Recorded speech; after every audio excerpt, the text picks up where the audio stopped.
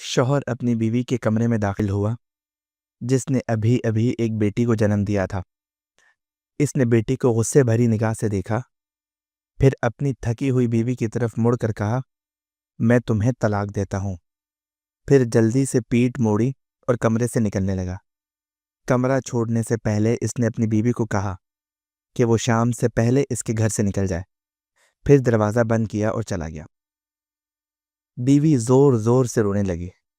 اس کی ماں بھاگتی ہوئی آئی، حیران تھی کہ داماد اتنی جلدی کیوں چلا گیا۔ ماں نے آ کر دیکھا کہ بیٹی شدت سے رو رہی ہے۔ کیا ہوا؟ بیٹی نے اپنی ماں کی طرف دیکھا اور مکمل طور پر ٹوٹ گئی۔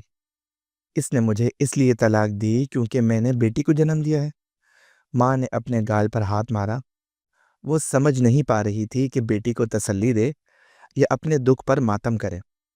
بیٹی نے روتے ہوئے مزید کہا، اس نے مجھے اپنے گھر سے جانے کا حکم دیا ہے۔ یہ ایک صدمے اور حسرت کا لمحہ تھا۔ آخر کار وہ اپنی بچی کو گود میں اٹھائے اپنی ماں کے سہارے گھر سے نکل گئی۔ جانے سے پہلے اس نے اپنی شاندار زندگی کے صرف 9 مہینے گزارے۔ اس گھر کو ایک آخری نظر سے دیکھا۔ نیچے پہنچتے ہی جب وہ گھر کے دروازے پر پہنچی تو اس کی ساس سیڑھیوں پر کھڑی تھی اور اس کا مذاق اڑا رہی تھی۔ اس دن سے اس نے ہر روز اللہ کا نام لیا اور اپنی بیٹی کو پالنے میں زندگی گزار دی، جو ایک زندہ باپ کے باوجود یتیم ہو چکی تھی۔ دوسری طرف شوہر نے جلد ہی ایک اور عورت سے شادی کر لی جس نے اسے بیٹے دیے، لیکن وہ کبھی خوش نہ ہو سکا، جیسے اللہ اسے اس کی بیٹی اور پہلی بیوی کے ساتھ کیے گئے ظلم کی سزا دے رہا ہو۔ ہر دفعہ جب اس کا بیٹا پیدا ہوتا وہ مردہ ہوتا، اور ایک دن بیٹے کی موت کے صدمے میں اس کی دوسری بیوی کا بھی انتقال ہو گیا۔ دوسری بیوی نے بھی ایک حادثے کے بعد شوہر کو چھوڑ دیا اور قانونی طور پر طلاق لے کر چلی گئی۔ جب وہ بستر پر مفلوج تھا، دن، مہینے اور سال گزرتے گئے۔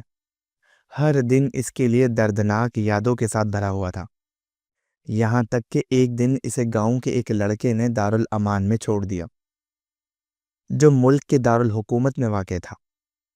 شاید وہاں اسے کچھ آرام ملے اور وہ اپنے ماضی کے دکھوں کو بھول سکے۔ جمعے کے دن دارالامان کے تمام رہائشی خود کو تیار کر رہے تھے کیونکہ اس دن ان کی ڈاکٹر عائشہ علی، ایک پاکستانی نفسیاتی ڈاکٹر، ان سے ملنے آ رہی تھی۔ وہ ایک نفسیاتی ڈاکٹر تھی جو ہر ہفتے آ کر ان کی خیریت معلوم کرتی تھی اور ان کی جذباتی صحت میں بہتری لانے میں مدد کرتی تھی۔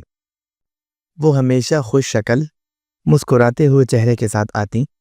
ہاتھ میں ایک بڑی پلیٹ ہوتی جس میں ان کے ہاتھ کے بنے کوکیز ہوتے، جو وہ خاص طور پر دارالامان کے بزرگوں کے لیے لاتی تھی۔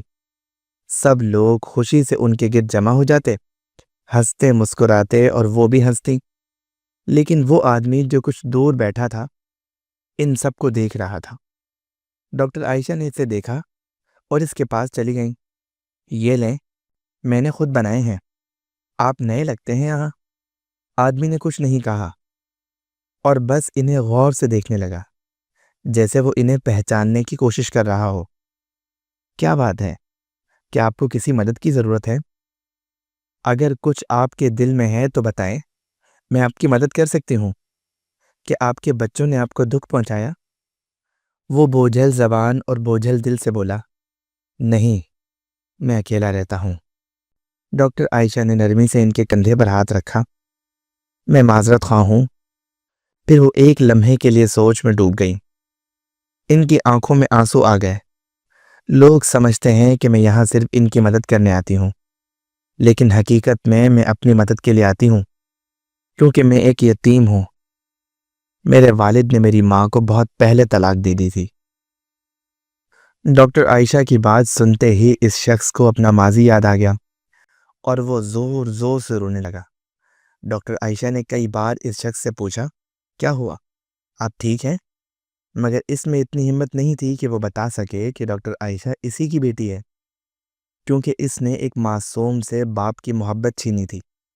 اس معصوم بچی کو باپ کی محبت سے دور کیا تھا۔ وہ سوچ میں ڈوب گیا اور اپنے گناہوں کی سزا کے لیے خود کو تیار کرنے لگا۔